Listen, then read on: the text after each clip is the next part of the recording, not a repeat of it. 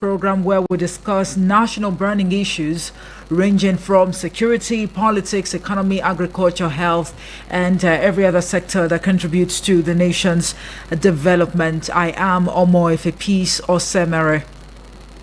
Here is a quick background to the conversation today. Security presence has played a crucial role in shaping Nigeria's elections. One would say it's been a roller coaster. Some election observers had posited that Nigeria's historical progression of electoral events are usually characterized by ballot snatching to voter intimidation, amongst others, especially since its return to democracy in 1999. Now, consequently, the government has had to reduce the use of heavy, to introduce rather the use of heavy security presence by way of mass deployment of personnel during elections. Now, some Nigerians have somewhat of, reservations and disinformation narratives to the deployment of heavy security presence during elections. Some even allege that this has constantly been used as a tool to harass and intimidate the electorate from casting the ballot, from a very subjective perspective, has security presence not been a critical factor in shaping Nigeria's elections? Well, on Eagle's Outlook today, security presence in Nigeria's elections, a scam or a necessity? That is the topic of discussion today, and we urge you to join us without bias as we place the cards on the table. I have my guest, Dr. Ibrahim Babasha Tambaya. He is a public policy expert and also security analyst. He joins us live via telephone from the seat of the Caliphate, Sokoto State. Good morning to you, Doctor. Thank you so much for joining us. Good morning. All right. And also, we hope to, have Sani Latif, who is a fact checker. He will be joining the conversation in a bit. He's a fact checker, like I said, so he will be here to, address some of the disinformation narratives that some Nigerians actually have with regards to, heavy security presence during elections.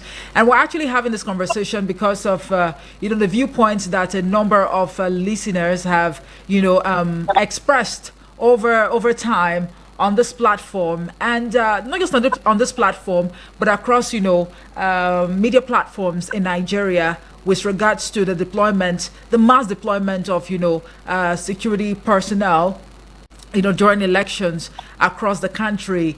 Of course, we know that the governorship election in Ondo State is built for tomorrow, November 16th, 2024. And we understand that the IGP has already deployed 43,157 for Ondo State governorship election. And in Edo State, one will recall also that 35,000 personnel were deployed at the time. And these figures somehow, continues to spark views and counter views as to how necessary, it is for us to deploy, this, magnitude or numbers of personnel, to monitor elections. But at the end of the day, one would say that whether or not we have this mass deployment, the elections are, sometimes, characterized, by violence, voter apathy, rigging, and what have you. But let's start a conversation this way, Dr. Ibrahim Babasha Tambaya, pending when the fact checker comes on board.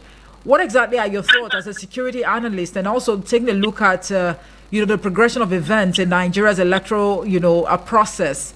What do you make of, the deployment of heavy security presence over the years? Has it really helped us? Has it brought about any change? Yes, I think before going into that, there is need for us to actually understand that democracy as a system is a product of specific culture. It's a product of specific values and a product of specific orientations. These orientations are not the orientations, the values, and the culture that actually led to the emergence of democracy as a system of government. It's not a product of countries. Meaning, democracy as a political system is not one that is driven by the orientation and culture of the people of this part of the world. It is a culture that actually emanated elsewhere, particularly in western part of the world, where capitalism actually thrives. Capitalism as an economic system actually led to the emergence of democracy as a political system to support the flourishing of capitalism. And this explains why democracy as a system is doing well in western part of the world, particularly in countries like the United States and Western Europe. Now, the fact that democracy is a product of a foreign culture means that there is a lot that needs to be done by countries whose orientations, whose political culture, whose political configuration is not in tandem with the principles of democracy. And this explains why we have found it very, very difficult to institutionalize the practice of democracy in Nigeria as it is in other parts of the world. This is one angle to it. The other angle to it is that Nigeria is a country that has experienced long spells of military regimes. And on account of the years that the military actually spent in the corridors of power, they have actually changed the orientation of people. They have actually provided a political framework that is actually anchored on violence. And this explains why the practice of democracy, and particularly the conduct of elections, have to a large extent been associated with violence, and to that extent, it has been militarized. And this could partially explain why, whenever there are elections, you discover that there will be widespread deployment of law enforcement agencies with a view to actually ensuring that the conduct of the election is peaceful and the outcome actually reflects the choice of the majority of the people in the specific areas where votes are being cast. All right. Now, another thing we need to look at is that democracy is a comprehensive package, and looking at it on its own right is in itself a mechanism for conflict resolution. And this explains why any society, any state, any community that wishes to actually adopt democracy as a platform, as a political platform, it has to strive to actually internalize civil means of resolving conflict. Right. Now, looking at this from the perspective of a mechanism for conflict resolution, you will discover that if democracy is being practiced the way it is expected to, there will be no need, or there will be limited need for widespread deployment of law enforcement agencies in the process of the conduct of elections. But on account of the fact that we have found it very, very difficult to actually mainstream the principles of conflict resolution, to mainstream the principles of civility in our political engagement, it now be on the government to ensure that the necessary security arrangements are done with a view to ensuring that elections are carried out peacefully. All right, Dr. Shatambaya, I'd please like you to hold your thought. Let me quickly welcome on board my other guest, who happens to be a co-discussant this morning. He's a fact checker, Lateef Sani. Hello, good morning to you, Lateef. Hello, good morning. Yes, good morning. Thank you so much for joining us. All right. Please stay on the line, because I have Dr. Shatambaya already on the line, and he's already sharing his 2 cents with regards to this subject matter. So just hold your thought, and I'll get back to you in a bit. All right. So, Dr. Shatambaya, please go ahead with your thoughts. Yes. So, as I was saying, that deployment of military security agencies actually justified or not will depend on the circumstances, will depend on the nature of the elections, and will depend on the conduct of stakeholders at the point of the conduct of the elections. Where stakeholders have decided to actually conduct themselves in within the bounds of the laws that actually guide the conduct of elections, we would say that the need for deployment of large-scale personnel will not be required. And we have seen over the years how instances abound where deployment of security agencies that is aimed to actually guarantee peaceful conduct of elections, you end up discovering that those law enforcement are actually culpable in spreading violence in areas where they are expected to actually maintain peace. So it will equally depend on the professionalism of those personnel that are actually deployed, and whether or not they are there to deliver the service to the country, or they are there to deliver service to specific political interests that are responsible for their deployment in those areas where they are expected to actually go and maintain peace and order in the course of the conduct of the election. All right, Dr. Shatambai, just to come in real quick, mainstreaming, the principles of civility is indeed very important and key. Right, if we really want to do away with violence and all of these anomalies that comes with our elections here in Nigeria. However, if we because your analysis somewhat speaks to the fact that the bulk of the work actually ends at the desk of the security operatives or personnel. Indeed, it is their responsibility to ensure law and order before, during and after the elections, but are there no other factors that contribute to, the cases of violence, vote buying, rigging, and what have you, in the history of Nigeria's elections? Somehow one would want to point fingers at the political figures that we have, the personalities that we have, without mentioning names. A number of Nigerians have the notion, or, they have the opinion that these people have been able to weaponize poverty so they can use anything to brainwash the electorate and instigate them to cause some sort of unrest during these elections. Yes, you see, like I said earlier on, one of the greatest effects of military rule in this country is the militarization of the political space. And what that means is that majority of the people, particularly the stakeholders that actually worked under the military, who eventually became influential political actors at the beginning, at the onset of the Fourth Republic, are a generation of leaders who actually believe that the best way to actually have access to power is to use force and violence. Now, on account of this orientation, this militarized orientation, and the long spells that the military have actually spent in position of authority, not only the influential political actors, even the citizenry have bought into this orientation, into this culture of violence as a means of actually resolving conflict, or as a means to actually get one value or the other in the course of activity or another. Now, on account of this, you discover that these political actors tend to do everything possible to actually ensure that they have their way as it relates to the issue of political competition, such that they will emerge victorious in the conduct of elections in which they have interest in. It is this that the particular standpoint, this particular actors have, that have contributed largely in the spreading of violence as it relates to the issue of the conduct of elections in Nigeria. And this equally justifies why the government will have to do everything possible to ensure that there is peace and tranquility actually thrive, both before the election, during the election, and after the election.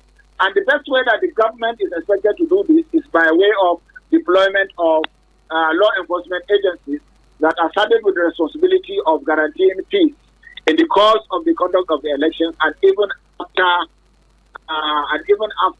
the election. So this is the situation that we found ourselves in a democracy where people actually behave as if they are still under military rule. We have failed woefully in terms of internalizing the principles of civil means of resolving conflict. All right. And we have exacerbated our resolve to actually use violence in order to take advantage of either our competitors or the generality of the people. And this equally is not unconnected to the widespread corruption.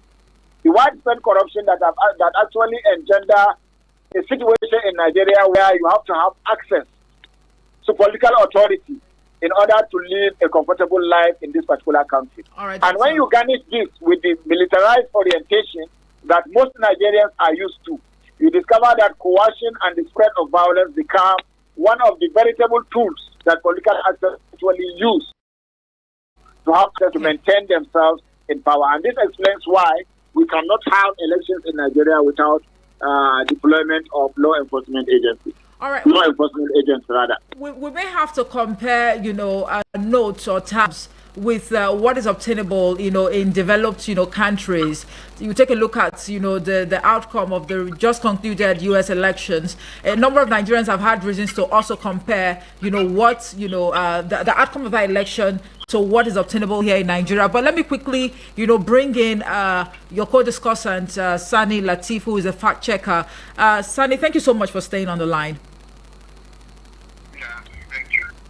All right, can you please be more audible? Yeah, can you hear me now? All right. I hope that those listening out there can actually hear you. You are a fact checker with a reputable, fact checking organization called Dubawa. But at this point in time, you are perhaps, privy to some of, the disinformation narratives that some Nigerians have expressed over the years. Could you please, help us get sense of some of these, narratives and perhaps try to address them, if possible?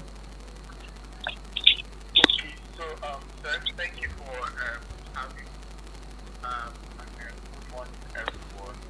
So, well, first, I'd like to establish what disinformation and misinformation is quickly. So, disinformation is one of the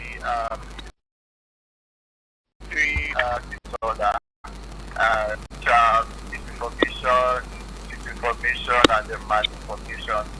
And disinformation is when people share false narrative or misinformation with the intention to cause harm. And disinformation is when people share this or false information with no intention to hurt or harm anyone. So the difference is the intention. But then through the course of my discussion, I'll be using both interchangeably. All right. Also see how we have played out in previous elections. So common narratives that we see during election in case of where security forces are being sent to voters,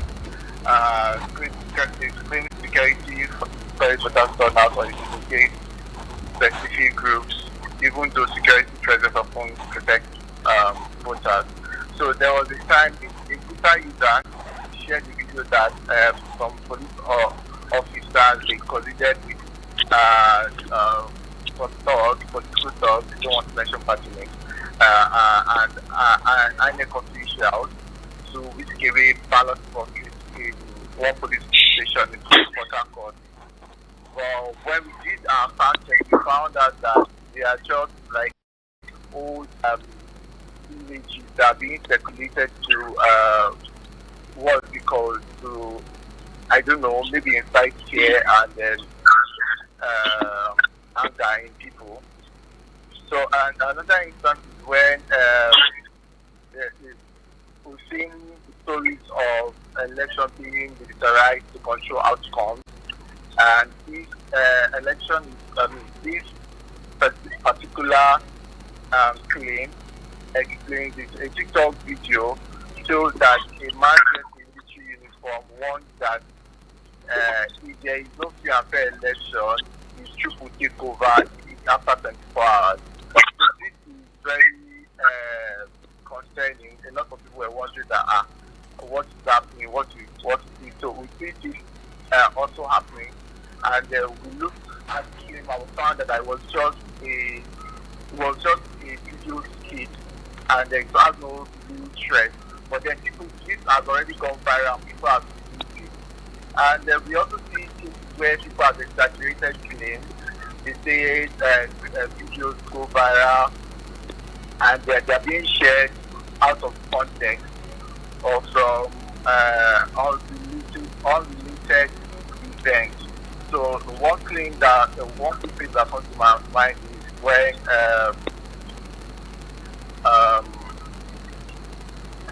where there was this claim going around that a video, in particular, that a police officer violating a passenger along Abuja Kogi Expressway.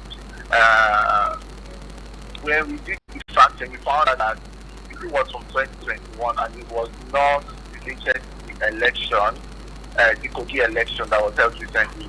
Also, a Twitter influencer said that masquerades were chasing supporters of political party, of one political candidate in during an election. But during that, this was before an election, was during a rally, with our faction, there was no, it was from another event entirely. So we see all these patterns of election, we see patterns of them taking photos, stage and photos, we see patterns of them inflating security measures and all, and seeing cases where security officials are being seen as being biased. Then all of these cases have been cited in some elections. But what are the impacts of this commission on elections and all? So there are cases where this impact of this commission on election, we have short issues. People would tend not to like believe, even though they are police or officials or military, not like believe that they are safe or stuff like that. So there's this problem, and there's all this information that keeps popping up. They tend to incite fear of violence. They tend to incite fear. People not come out to come and vote. Then there is also violence because of one information or another, outside hating or calling themselves names, or there is actual violence erupting. And we all know that sometimes when a lot of this rumor and the information keeps piling up like that, there is what we call undermining the democracy of the country. So, all right. I know that in law that started from that like maybe favored political favored security officials, but there are things that we should also consider when we are thinking about why this condition has been and why people are believing it. We have had yes, granted that it play important role in elections and keep people safe and stuff like that. But we've seen cases where during events that may be related to elections, people have, security officials have acted certain ways towards people, tear gassing people and stuff like that. So that is don't a fear that, okay, if I come out for election, what's the election? What guarantee for? Also, there are concern of sending bias and intimidating the voters. There's also the concern that despite all the deployments that are being done in like large amounts, there are still cases of violence in some police stations. There are cases of ballot box snatching. And just recently, during a local government election in Rivers, there was a claim of an explosion occurring. So imagine that officials were there, state officials were there, but then there were, we confirmed that it was true. There was a bomb explosion that occurred. But then, and media reports have also supported the game. So all these things happening in presence of security officials. So, Lateef, just to butt you, if you can hear me, did you just say that there was security presence in Rivers State during the just concluded local government election? Well, my belief is that for every election, there was what's called security officers are deployed. You can correct me if I'm wrong. And then if they are what's called instances of ballot snatching and cases of violence happening during proximities where officials, I feel like tend to if they want to limit people's trust and increase the fear that people have already of the election. So All right. that, and there are other many, what's it called, other, like, people believing that, okay, seeing there's an incumbent, what's it called, there's an incumbent governor or president. Yes. They tend to believe that they are in control of the security force more than so they believe that the control of security force usually come from the incumbent president or governor. So they tend to not trust whatever is happening. So if a violence erupts, they tend to do that, oh, these people that caused it, or you know. And so all these is barriers. But I can share things on how to identify all this, how to spot this information and disinformation. But I don't think I can take that now or later. All right. Sani Latif, I'll let you hold your thoughts. Let me, bring in Dr. Shantabaya. Dr. Shantabaya, thank you so much for your patience. Yes, I can hear you. All right. So let's quickly compare, notes with the just completed U.S. election. A number of Nigerians actually feel that we are still, we're lagging behind seriously in terms of, technological advancement and, of course, our conduct, not just from the political, figures now, but also the citizenry. What exactly are the takeaways from you from the U.S., election, and how would you compare that to what is obtainable here in terms of, security presence? Yes. Now, this will still boil down to the analysis I gave in my introduction, in my background, in the background information that I provided. You see, the United States of America is one of the countries that actually contributed immensely in the framing of democracy, 21st century democracy as it is practiced across the world. And what this means is that their culture actually contributed a lot in actually configuring the packaged democracy that we are trying to actually practice in Nigeria.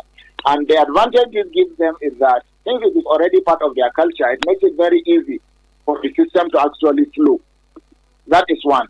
Number two, what we need to take into cognizance is that United States of America as a state has hundreds of years in the practice of democracy. And what this means is that they have passed through a lot of stages where they struggled to actually make this system actually work for them, or make this system actually work for the world. And we could see the stage at which they are now, they could be qualified to be referred to as a near perfect system when it comes to practice of democracy. Now, when you come back to Nigeria, you discover that, like I said, democracy is not part of our political culture. It's not a part of our political value. It's not part of our political tradition. And therefore, it will require a lot to actually practice democracy the way it is conceived, to actually provide the outcome that it is believed to provide. Secondly, Nigeria as a state is barely 60 years old. And when you look at the years in which we spent under military dictatorship, you come to the conclusion that we are still babies as it relates to the issue of the practice of democracy. Therefore, it's an ongoing process for us. We are still struggling to actually see how we can actually put it in the palatable state, such that we'll be able to conduct elections with limited or even no security presence. And another thing we need to consider is that there are certain factors or variables that actually contribute immensely in the smooth implementation of practice of democracy. Number one, you have the issue of education. The way democracy is actually created, the way it is framed in such a way that people will require some level of consciousness, some level of education in order to become confident with the role to perform when it comes to critical aspects of the practice of democracy like election. Today, if you ask people people, particularly people in the rural areas, people that are grassroots based, they will tell you that they don't have any role to play in elections. All they are expected to do is to collect a token. When that token is provided, they can go and cast their vote. Otherwise, they see no business going to the polling unit on the day of elections to actually cast their vote. And this will tell you that as a country, we still have a long way to go as it relates to the issue of the practice of democracy. There is equally the factor of certain institutions that are expected to be strong enough to be able to mediate the conduct of individuals and groups, including politicians in the practice of democracy. Institutions like civil society organizations, institutions like the media, institutions like traditional authorities. All these institutions are expected to be strong enough to be able to call a spade, to be able to strike a balance and actually come out with strategies and means to be able to ensure that violence is actually reduced in the conduct of elections in Nigeria as it is in other parts of the world. So when you compare what's obtained in the United States of America and what we have in Nigeria, you discover that there's still a long way to go because the United States of America has had longer periods of practice of democracy. It is a product of their culture and their political tradition, and therefore it is inadvertently be easier for them to be able to internalize the values that comes to democracy, able to place it in a way that will give them the greatest outcome as it relates to their political system. So, like you said, with the conduct of the just concluded election, you will see that the presence of the military was or law enforcement agencies was very, very limited. They have grown to the extent that they have various technological means through which they actually moderate the conduct of individuals and groups, even from the law enforcement point of view. You don't need to actually deploy people to every polling unit. You don't need to deploy men of law enforcement agencies to polling units to be able to man or actually oversee security in those places. They could do that right from the comfort of their offices on account of the technological advancement, on account of the economic progress of the economy of the United States of America. These are all factors that are missing in when you look at Nigeria's practice of democracy, particularly in the Fourth Republic. So there's still a long way to go. The values that the politicians actually hold, the perspective that they have about politics, the views, and how they actually look, the way they look at politics is quite different from what obtains in Nigeria. Politicians and political stakeholders in the United States of America look at politics as a means to actually impact on the living conditions of the people and to make their countries actually stronger and better. But in the case of Nigeria, the political gladiators learn with how to enrich themselves and how to maintain themselves in power, or how to actually gain advantage of political actors that are in positions of authority, or those that appear to be favorite of winning elections, and therefore they tend to do everything possible to ensure that they maintain or get that advantage. And one of the chief ways that they do that are leveraging the weakness of the system, the weakness of institutions of the Nigerian state, is to actually use violence as a means to achieve those objectives when it comes to the conduct of elections and all other activities that are associated with politics and democracy in Nigeria. Dr. Shatambaya, I mean, one would want to differ for a minute because it's okay for us to look up to, the United States of America because they are practicing, or the democracy they are practicing there is quite advanced, compared to what is obtainable here. However, one would say that Nigeria perhaps needs a pat on the back, for over 20, years of uninterrupted democracy. However, if you talk about the attitude of the political gladiators, let's not forget that in the U.S., the president-elect actually escaped 2 assassination attempts, recall. And you also recall what happened, during the Capitol, riot. So it's not really typical of Nigerian politicians to make politics a do-or-die affair, right? Yes, we are not saying that the United States political system or the practice of a democracy is perfect.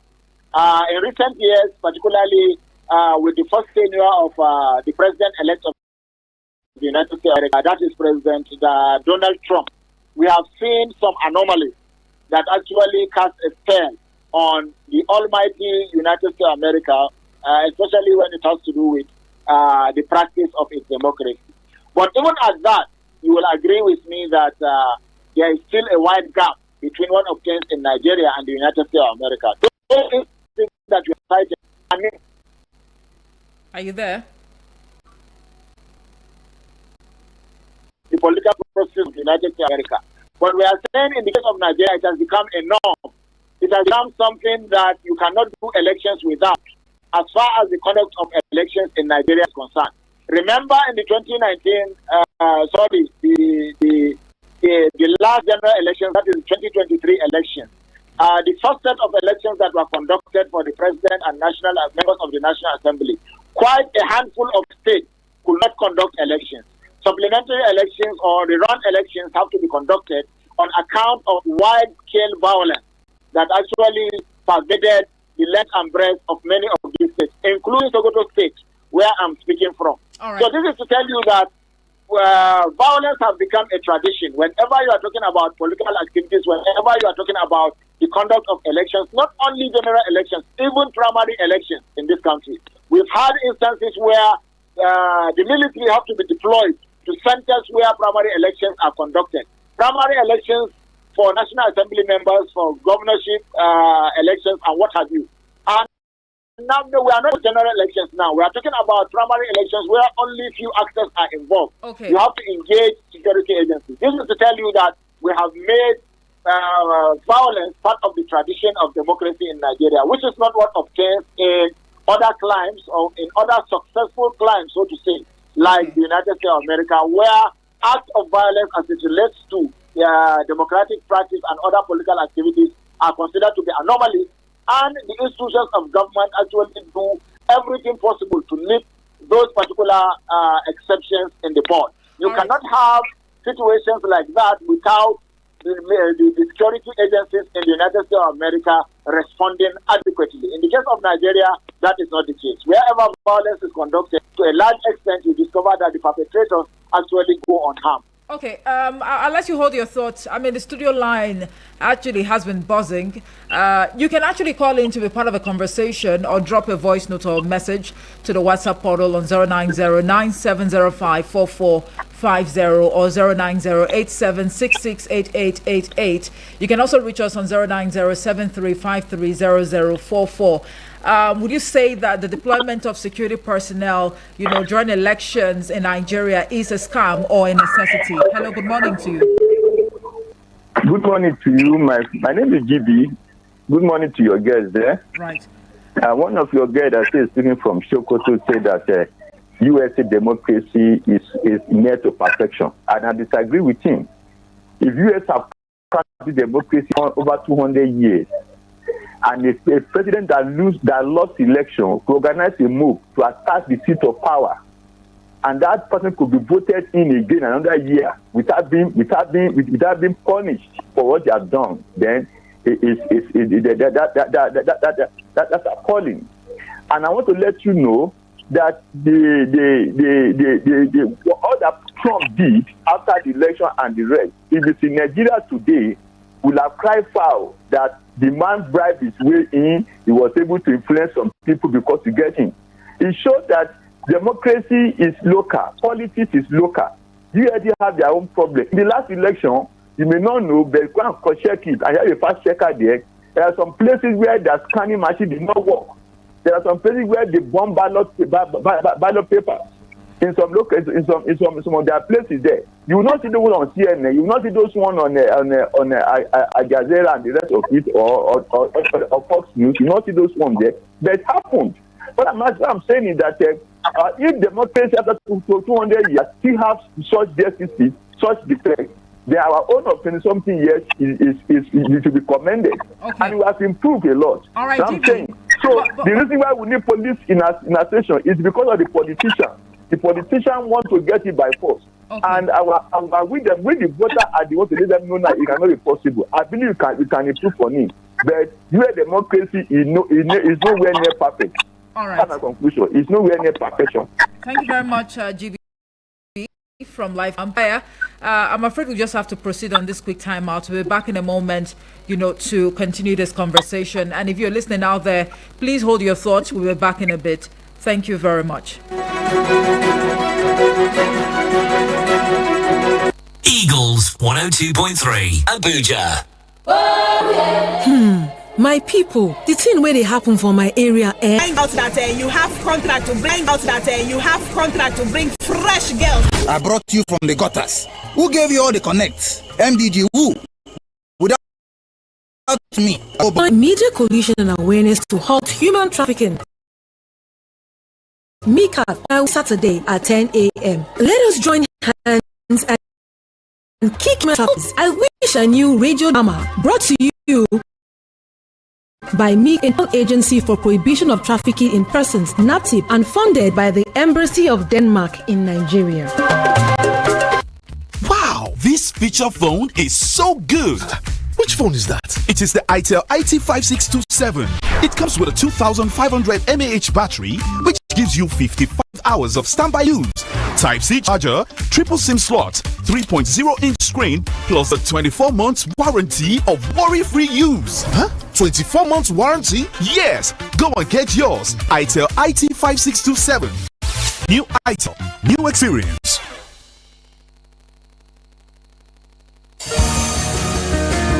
Have you heard of the latest car maintenance, overhaul and repair service center in Abuja? Oh, wait a minute. BB Empire Motor Services Limited is the place. We offer a wide range of services which include full engine repair, brakes and discs, lubrication, industrial spare parts fabrication, digital diagnosing, injector and rotor servicing, wheel balancing alignment, vulcanizing, spare parts of all cars, car checker, recovery of vehicles, AC servicing and repairs of all kinds of cars. You can visit us today at a state-of-the-art multi-digital workshop located at plot 1374 Cadastral Zone C16 along Julius Berger Road, Idu Industrial District, Abuja. You can also call us on 080-6433-3100 or 090-1066-0869. BB Empire Motor Services Limited, the solution for your car needs and services. Please listen to this infomercial. Hello Nigeria. Hello Africa. Do you want to work in the healthcare sector? Do you want to be a trained, certified nursing assistant, medical assistant, or caregiver? If yes, then register to enroll for Push Africa's one-year diploma in certified nursing assistance training happening at the African University College of Science and Technology, Abuja. Targeted trainees are unemployed graduates, O-level or ordinary diploma graduates, or anyone interested in working as a support worker in the healthcare sector. For details, log on to www.pushafrica.org or WhatsApp 080-339-42015, 080-550-45801, 080-339-42015, 080-550-45801. For registration, pick up application form at our partner radio stations or visit the reception at the African University of Science and Technology, Abuja. Eagles 102.3 Abuja. All right, thank you so much for staying with us. And this is still Eagles Outlook live on Eagles FM 102.3 Abuja. Where we are discussing the topic, heavy security presence in Nigeria. Is it a necessity or a scam? And I still have my guest, or one of them actually, on the line, public policy expert and security analyst, Dr. Ibrahim Babasha-Tambaya. The line is still opened, or are still opened. Yes, you can call into still open. You can call us to share your thoughts on 090-8766-8888. or 090-7353-0044. You can send a voice note or a message to the WhatsApp portal on 090-9705-4450. Hello, good morning to you. Hello, good morning, sir. All right. Good morning. What's your name and where you're calling from? Good morning to you, guest. Felix from Lambert. All right, please go ahead. As I see, guests have really done justice to the topic, to the discussion. Especially the one from Sokoto, as so much this is the whole thing that you can understand. what democracy is all about. And not only that, there is no justification, I say, for the massive deployment of security anytime there is election to be conducted. It shows the mentality and the psyche, the military psyche, the background we are coming from, and the type of gladiators who perpetrate this act. There is no comparison with developed world. The democracy we practice here, whether local or international, it has no comparison with what is obtainable elsewhere. And that hinders and hampers development and progress in the system. We cannot continue like this and think we are making headway, and we keep on justifying the same system, and they are shameless people who are fans. We are copying from them. Let's copy well and do it well. Thank you and God bless. Thank you very much for your line of thought right there. Let's quickly take, some of the messages that we have on the WhatsApp portal here. This one here says, no perfect elections anywhere in the world, not even in the US. However, there is always something to improve on. Technological advancement is not left out. Kudos to the resource person in the studio. He has shed more light on the topic. Sanusi texting from Suleja. Good morning, Eagles FM. Thank you so much for that one. Let's take this one. Hello, good morning. Hello, good morning to you, my dear sister. Yes, good morning. Your name and location. Yes, I remain my humble self. Omotayo reaching you in Galadima this morning. I want to commend your guest. They have spoken eloquently well. And in fact, they speak the mind of the people. But you see, what baffles me in the entire discussion is when the comments began to come in, rolling. Yes, as much as we accept that there is no perfect election anywhere in the world, you can't just sit at the comfort of your confinement and assume that something happens every other place. Like one of the callers, my brother GB, that said that election misconduct happened in American elections, but these things are not reported on the mainstream media and on newspaper. My question to him is, if you are asked to substantiate this your proof or this your claim, what year will you attend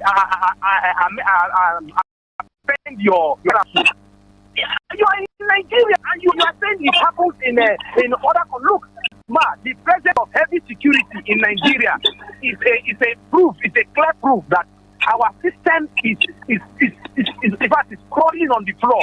It has failed completely. And then don't forget that politicians, these security men are more than hired to do the bidding of the politicians, because the politicians pay them.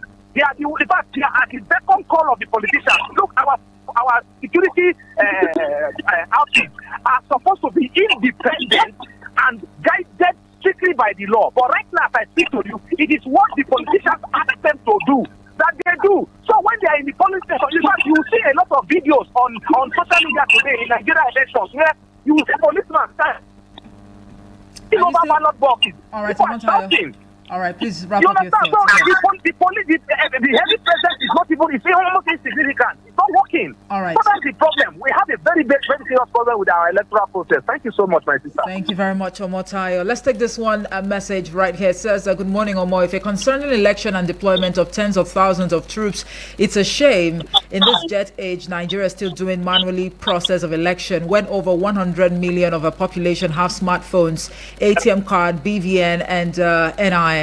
What stopped INEC from going forward to introduce electronic voting system in Nigeria election process, which would have gone a long way, to curb electoral violence and reduce troops deployment during election, whereby our government billions spent on both sensitive and non-sensitive materials. Let INEC borrow from fintech bank systems. It will help them to conduct election electronically, and this back and forth political threat or do or die election will end. Abbas from Dutse there. Dr. Shatambaya, our time is fast spent, and I'd like you to react to the observations that have been made by these contributors on the show this morning. Yes. You see, I would like to comment on the caller who actually said that I was saying that United States of America's democratic system was perfect. Now, I think he needs to understand that when we talk about perception in the human realm, We are talking about relative perfection, not absolute perfection. Absolute perfection is one in which there are no challenges and no mistakes. And when you are talking about human being or humanity, you cannot relate us to that level of perfection, the absolute perfection. We are only talking about limited perfection, where even if there are challenges, these challenges are exceptions and they are very few, compared to other systems where these challenges are humongous. We are talking about perfection of the United States of America system, not because it doesn't have its own share of challenges. It does, and I acknowledge some of them, especially in recent times. But what we are saying is that when you compare the system of United States of America, who, by the way, Nigeria is expected to be imitating, you discover that we could rightly, within the relative sense of the word perfect, say their own system is perfect compared to that of Nigeria. For example, there's just a general election for that matter. What is the number of security agencies that were deployed to various polling units? They don't even have, many of them actually conduct their elections, they do conduct their elections online, virtually. So there will be no need for you to actually say you are deploying security agencies. Now we are talking about elections of a single state, just one state out of 36, and you are deploying thousands or hundreds of security agents. That shows you that there is a clear difference that actually places that other system far, far, far better than yours. All right. And that is the point. That is the point I was trying to make. And even when you look at it in terms of the outcome, when you compare the outcome of our democratic system with that of the United States of America, the difference is clear. And we identified certain factors that are responsible for this clear difference, clear gap. We said that level of education you cannot compare with Nigeria. Democracy is part of their own culture. The economy is doing better. They have technological advancement. This is what dovetails into the niche that they have carved for themselves when you are discussing issues of democratic advancement. That is what we are trying to say. All right, Dr. Then there was another caller that was saying that there was no basis for comparing Nigeria with United States of America. And I said there is every reason why we should strive to compare our system, backward as it is, with that of countries that are actually progressing, so that we can actually take better lessons, good lessons from them, with a view to actually adapting these lessons so that our own political system will be better for it. And that is the basis upon which comparisons are made globally. All right. Expert and security analyst, Dr. Ibrahim Babasha Tambaya. I really wish you can go on and on with this conversation, but time is not our friend. But thank you so much for sharing your thoughts with us on the program today. Thank you very much. All right. And also to the fact checker, Sani Latif. We really cannot link up with him any further because of time as well, but he definitely will share his submissions, with us on WhatsApp, and hopefully we'll, air this for your listening pleasure subsequently. And hopefully we'll get to bring him to the studios, on a very good day to also help, enlighten Nigerians, on the truckload of misinformation and disinformation, in circulation out there, how you can actually, know that any story sent to you has, the potential, possibility of being a lie or true. I think you can actually fact check some of these stories even from the comfort of your home, as far as you have, a browser-enabled phone. But of course, that will be a conversation for another day. Thank you all so much for keeping us company on the show this morning. I'd like to state very clearly that the views expressed by my guest and also the contributors were not influenced by Eagles FM 102.3 Abuja. Until next week, I am Omoife Peace or Semere. Good morning. Eagles 102.3